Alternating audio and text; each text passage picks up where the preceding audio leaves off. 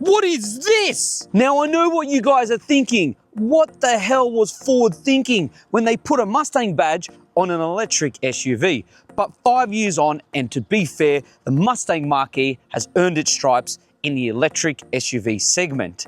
But what I want to find out today is, with this 2025 Mustang Mach-E GT with improved handling and performance, does it have the spirit of the Mustang? But most importantly, does it deserve to wear the badge? Because after all, it's supposed to embody the legacy. My name is Salvatore, and this is the Motor Marvel. Don't forget to like and subscribe so you don't miss another time we make an upload like this. Let's get on to the review.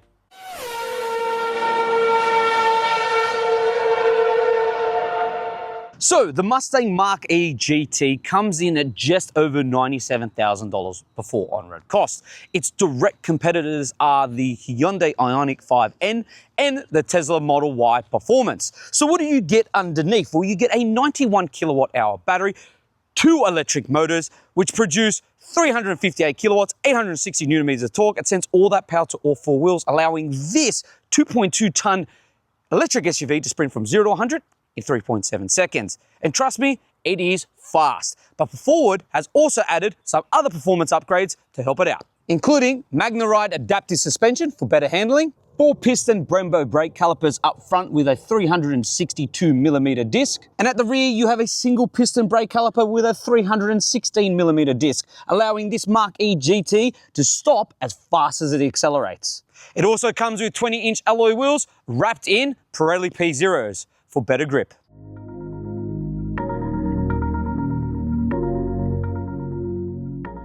Okay, now that we've talked about performance, pricing and spec, let's clear the air. I know it's controversial, I know this, that there is a Mustang badge on an electric SUV.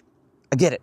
I know the comment section is gonna be like, oh my gosh, that is the worst. But I understand why Ford's done this. See, the reason why Ford has done this is that they wanted to make a mark in the electric SUV segment and make something premium that is not a Ford, but something a bit more special. And what's more special than a Mustang? Let's be honest. So I do know why they've done it. And to be fair, they've created a very good looking electric SUV because it has elements from the Mustang, from the front end to the rear end, which you'll find out. And they've also just added a Ford logo up here. So you know it's a Ford. So you got the Mustang badge down here, you got LED front headlights, you got vents here that direct air around the side for better aerodynamic. You got a gloss black front lip on the GT to make it look a bit more aggressive. You don't have a grille because it is an electric car. And you got vents down here to allow more air to cool off the batteries. So the front end mimics the Mustang, but then coming down the side, it kind of turns into an SUV. So you got gloss black down the side here, you got Mach-E 4X to show everyone it's a proper electric performance SUV. Then you've got gloss black around the windows, gloss black door mirrors. You can also press this button, which is really nice, and it opens the door. But what isn't nice is this stupid little wing. I don't understand why they've added this because it ruins an otherwise very sleek design. Because look at the rear here, there's not one there, and you can just do this. Why did you do that? I don't understand. So yeah, it comes at the rear here, nice and tapered. You've got like a black roof to obviously contrast and make it look really aggressive. You got the 3-bar light design that is a signature piece to a Mustang. It's iconic. So I do like that at the rear. Then you got the GT badge, a gloss black rear diffuser, and then coming all the way right around, because I want to show you guys this, is this cool little pin code pad here. So if you forget your keys and you want to access your car, well, you can set up a pin to access it without keys. I do like that. The fun part of the review, energy consumption. Well, you can expect around about 22.8 kilowatt hours per 100 kilometers, even though they claim a lot less. And in terms of range, it's kind of the same thing. I would personally expect, if you're purchasing one of these, anything under 380 kilometers of range, even though they do claim a lot more than that. In terms of how long you have to wait while your Mach-E GT charges, well, when you're charging it at 11 kilowatts, expect anywhere over 9 hours. If you're charging it at 50 kilowatts, expect anything over 2 hours. And if you're charging it at 150 kilowatts, well, it's not too bad at 45 minutes. While we're here, let's just count all the Mustang badges. So we've got one here, the second one here, the third one there, number 4, number 5, number 6, number 7, number 8, 9, 10, 11, 12, And the last one, 13. Now at first glance, the interior is really nice, and I will just turn down the air conditioning so it doesn't muffle my voice with the microphone. So yes, the interior itself, while at first glance it's really nice, futuristic, modded, and it has everything where you'd expect it to be, it is a bit of a letdown considering the price tag that scratchy here, scratchy here, scratchy here. I don't know about you guys, but it kind of throws me off a bit. It's even on the pillar here. Like they could have just extended this to there. I don't understand. Maybe it's like recycled material to make Greta and her friends happy, but proper enthusiasts, it kind of pings us off because we would expect it to be a bit more plush. But nonetheless, the layout itself, I really love this screen. This is, honestly, the best piece of the interior. It is ginormous and it is so clear, crisp, and works really, really well. And look, a lot of people don't like the fact that the volume knob is integrated into the screen. I do. So it works as a volume knob and also as your fan speed for your climate controls, which is awesome. So you get dual climate controls, and both outboard seats, by the way, are heated, and you get a heated steering wheel. These seats themselves are very comfortable, so they're sport seats. They've got suede in the middle, and then they've got the leather on the outside. In terms of storage, well, your door bins, they're a bit of a letdown. They're not the biggest, but you do have 2 cup holders here, and you got some storage down here. Plus, you have a wireless phone charger just here. You got a USB-C and a USB-A port just there. You've also got Apple CarPlay and Android Auto, and you've got a B&O sound system, which sounds epic. You've also got storage in here, which is decent. You've got your armrest with GT on it to show everyone that you have the GT. And then you have this steering wheel. While it's really nice, it just doesn't feel very special. I expect with the GT model to have a more special steering wheel. Then you've got a digital driver's display, which is as clear and crisp as your infotainment screen. You've got a decent sized glove box. You've got a sunglass holder up here, and you've got a massive moonroof. All in all, the interior is really nice and really well laid out. It's just a bit of a letdown with the materials that they have used lower down and up the top. Let's jump into the rear and see what the second row is like.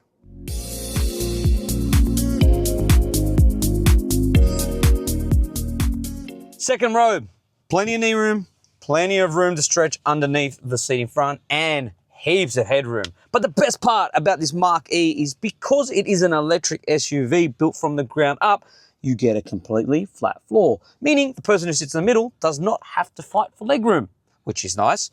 And the quality on the door panels at the front continue at the rear here. So you have that sporty black leather and suede. Because after all, it is the GT, so it's supposed to be really sporty with all the suede and black leather. What is a bit of a shame is the fact that you don't have any pockets on the back of the seats, and your door bins are very shallow. So in terms of storage, well, you're left with just leaving things on the floor. You have a USB-C, USB-A charger down here. You got some air vents. You got a center armrest that comes down, and you got 2 cup holders in it, and you can put it there so it's stored away. And then you have ISOFIX anchor points on both outboard seats and top tether points. In terms of boot capacity, well, you have 519 litres with the second row up. You got storage under here where you put your charging cables. You got a tie down point there, 12-volt socket, and some more tie down points here. If you want to increase your boot capacity, lower the second row and you have just over 1,400 litres. Now let's close this and check out the frunk, because after all, it is an electric car, so there's no need for an engine at the front here. Now, at the front, you have 134 litres of frunk capacity. But what I don't understand is there's an emergency button right here with a little man jumping out of it, which is quite comical. But I don't know who's going to fit in there because, as you can see, why? Let's get the boring safety features out of the way so we can enjoy this on the road. So what does it come with? Autonomous emergency braking includes pedestrian and cyclist and junction awareness. Adaptive cruise control includes stop and go and lane centering. Blind spot alert, rear cross traffic alert, lane assist, lane departure warning, lane keep assist, lane centering assist, road sign recognition, driver attention warning, 360-degree camera, and front and rear parking sensors.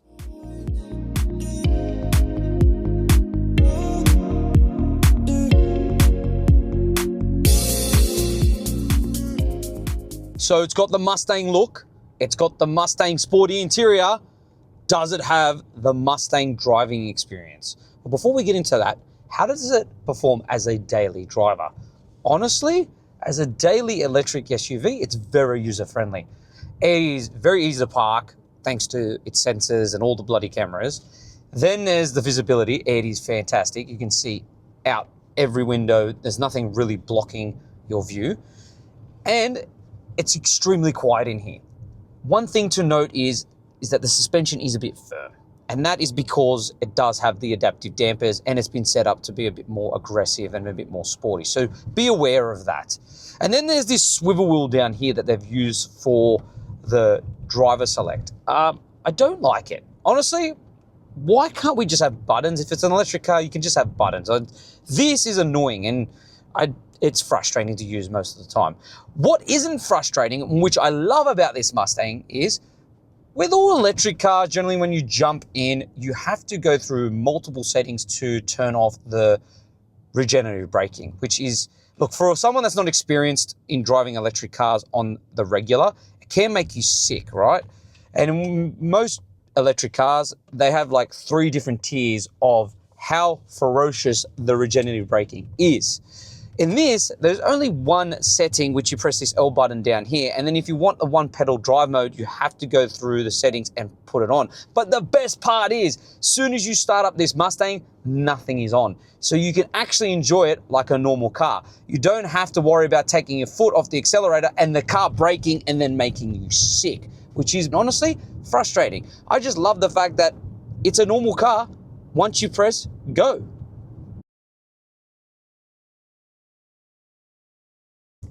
So now it's time to find out, is it a Mustang? Well, for starters, there are 3 settings: Whisper, Active, and Untamed. So in Untamed, this is a sport mode. So I've got the propulsion sound on and I'm going to press the Untamed Plus mode. So the steering wheel starts to vibrate and the car starts to come alive. Now, let's floor it and see what it's like 0 to 100. Oh yeah, that's quick. Yep, so 0 to 100 is dealt with in 3.7 seconds. And look, there's no getting past this, that it is a ridiculous fast car. Honestly, it gets up and goes with ease. And now in this mode, you get a more aggressive feel through the steering because it's heavier. The suspension becomes a bit more tight. And when you throw it into corners, it grips really well and does everything you'd expect it to do. And see, that is the problem. The problem is, everything is really good. The brakes are phenomenal, and it is so predictable that there is no essence of it trying to kill you. See, the fact of the matter is, I'm gonna put it in whisper so I can actually talk to you guys, is that Mustangs, believe it or not, are cars that are trying to kill you at all costs. You turn a corner, the arse end kicks out, you go fast in a straight line, it squirrels all over the place, and before you know it, you're ending up in a tree. I know that sounds stupid and I know it sounds silly, but a Mustang is a car that deserves respect and you have to drive it, because if you don't, it will bite you in the ass. Where with this, it just doesn't have that. It doesn't have the Mustang spirit. There's no fake V8 sounds, there's no idiotic elements to it that make it really dangerous. I know it's bizarre, and most people are like, why would you want that? But that's what a motoring enthusiast who loves Mustangs wants to see. And look, as an electric SUV, this is a great electric SUV, and for that I'll give it an 8 out of 10. But a Motor Marvel rating? Unfortunately, it only gets a 6.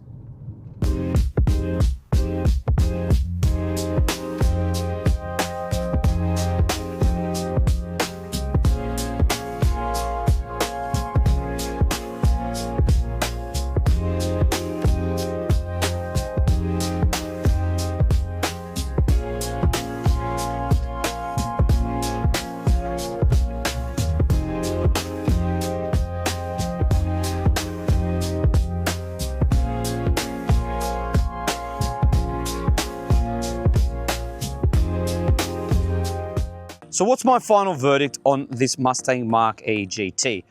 I would seriously choose this over a Tesla Model Y. However, the question is, does it deserve to wear the badge and does it have the spirit of the Mustang?